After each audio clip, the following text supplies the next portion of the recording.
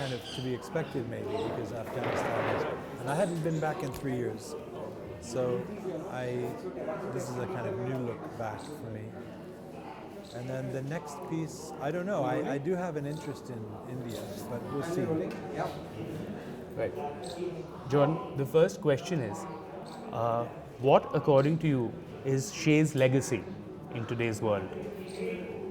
I think Che's legacy is to persist as an enduring of permanent rebellion, the spirit of youthful revolt in the world. He's become, even his face alone, for all the fact that, yes, it's become a merchandising tool, it is that alone has not disembodied it of its content.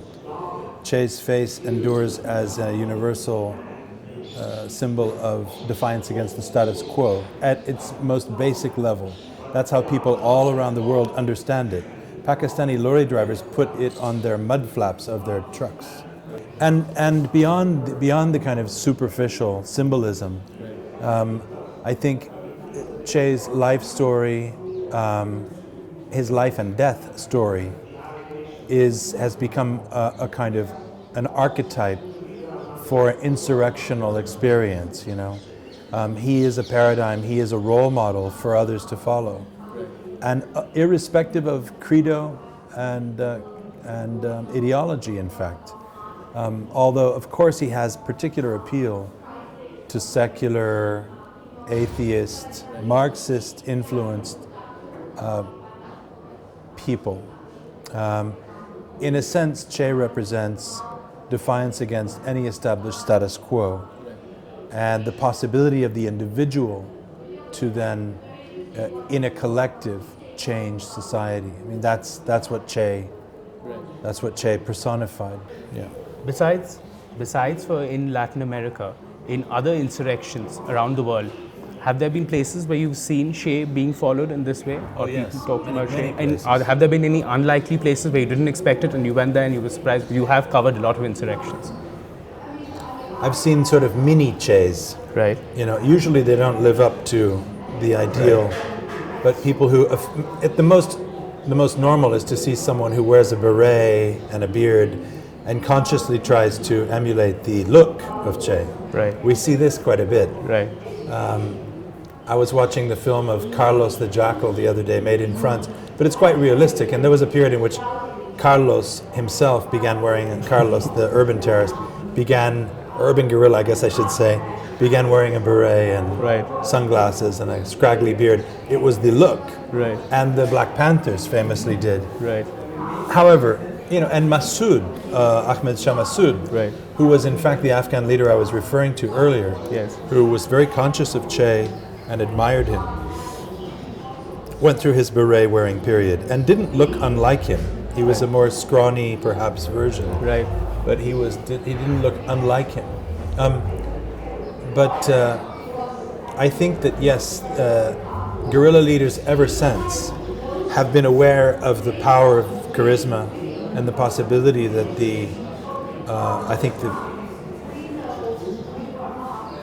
that image can enhance. We've seen this in nefarious ways and we've seen it in positive ways. When it comes to reporting on ground on an insurrection, and you have reported in so many insurrections throughout your career, when you go there, when you go on ground, what are the first questions that come to mind? You know, with me, it's not as formal as an approach as that. Although I think it's implicit in what I do. I usually, if I'm there, ultimately I will draw a judgment, and the judgment is about the exercise of power and their application of justice. Usually, it's about the application of justice. I want to assess whether they are just. Because after all, they have taken it upon themselves to use violence. That's a huge thing to do. You're on a moral tightrope when you do that. It's very hard to assert political violence and keep your soul intact if you have to do it over time. And I'm usually there, I suppose, weighing and calculating. That's, I think, what I do deep down, and that's implicit in everything I do. I'm not against necessarily the use of violence as a political tool, but I'm there to see if they're just in using it. Could you exemplify that a bit? One of the places where you went and how you went about it? I had an interview many years ago with the number 2 LTTE leader, a man called Kumarappa. He was Prabhakaran's number 2 in charge of the east of Sri Lanka. And it was precisely those questions that I asked him. I was, why are you fighting? And he talked about educational imbalances. And I asked him about what sort of Tamil Ilam he wanted. And he said, in a very kind of casual way, revolutionary socialism. Yeah, socialism. Okay. I didn't really believe him. Right. He seemed more of a militarist to me. Because then he brought a woman in that he had been torturing and explained to me in front of her how he planned to blow her up with explosive wire the next day. Right. Because she had been supposedly supplying information to the army. And she begged for her life. Okay. And he refused to listen to her. And he struck me as a brutal man. Okay. And I felt that I was in the presence of a psychopath. And I didn't really buy his justifications for his violence. Did that make me discredit entirely, philosophically, the idea that the Tamils shouldn't fight with violence against their enemy? No, because I also interviewed people on the other side, including the men fighting Kumarappa, and they came across as cold-blooded killers who were, in fact, doing everything that the human rights organizations were claiming, which was shooting pretty much any Tamil youth they saw on the streets at that time, disappearing their bodies and then burning them. And my conversation with the commander of the Sinhalese army at the time was mostly, curiously enough, about that. And he confessed, looking very troubled, that he did in fact dispose of bodies and deny them to the families. And you could see it troubled his conscience. The interesting thing was, I came away from my reporting in the field in Sri Lanka at that time feeling that I was confronted by people who were caught up in a kind of mutual murderousness, and that of course, there arguably there was a case for a political autonomy for the Tamils. They had been brutalized by their neighbors, and they had lost their trust in them after the communal rioting of '83. There was a Sinhalese chauvinist regime in place.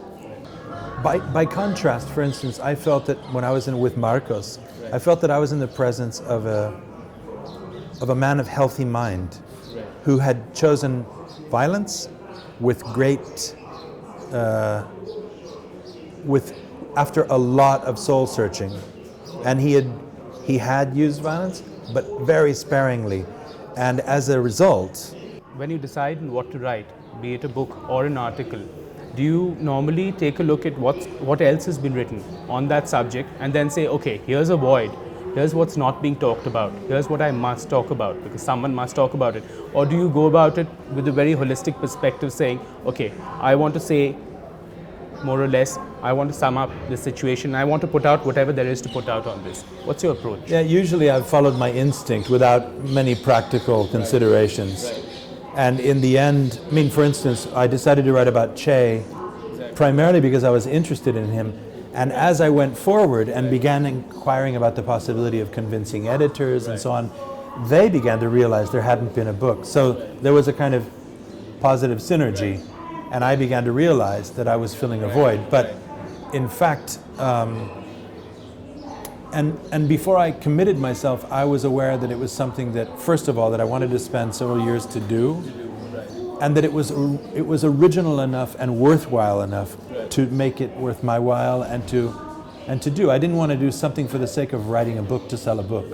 I wanted to do something that interested me and could make a difference, that felt like I was an explorer in virgin territory.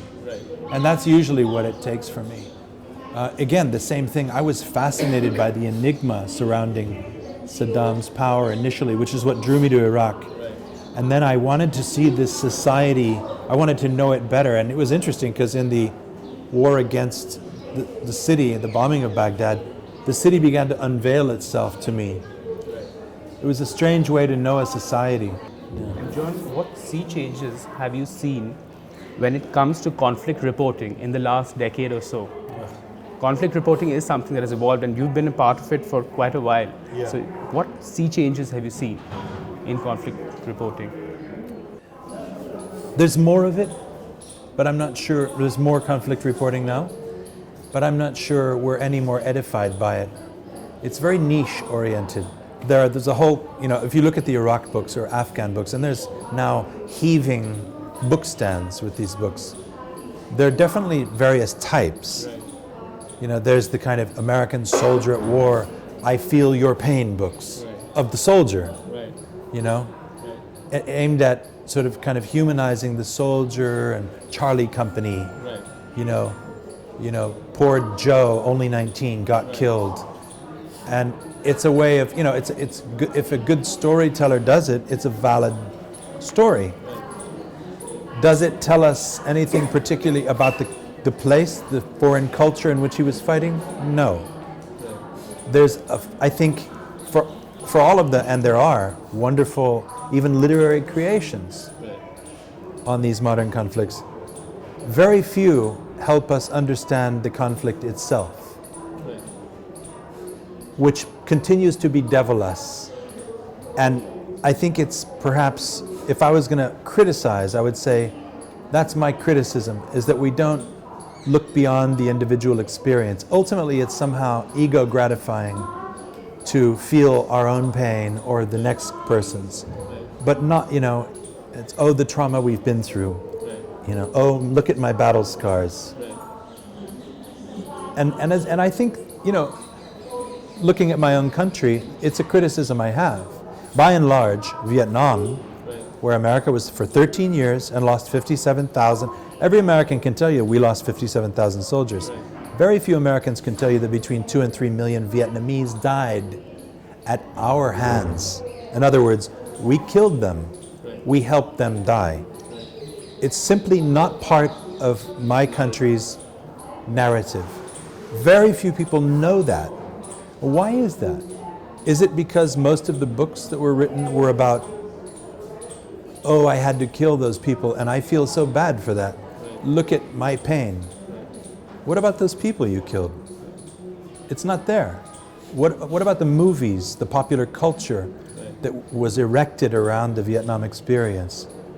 There's a kind of navel-gazing phenomenology that comes with it that ultimately helps you exercise your... It's like, in the age of instant gratification, how do I just get rid of this problem?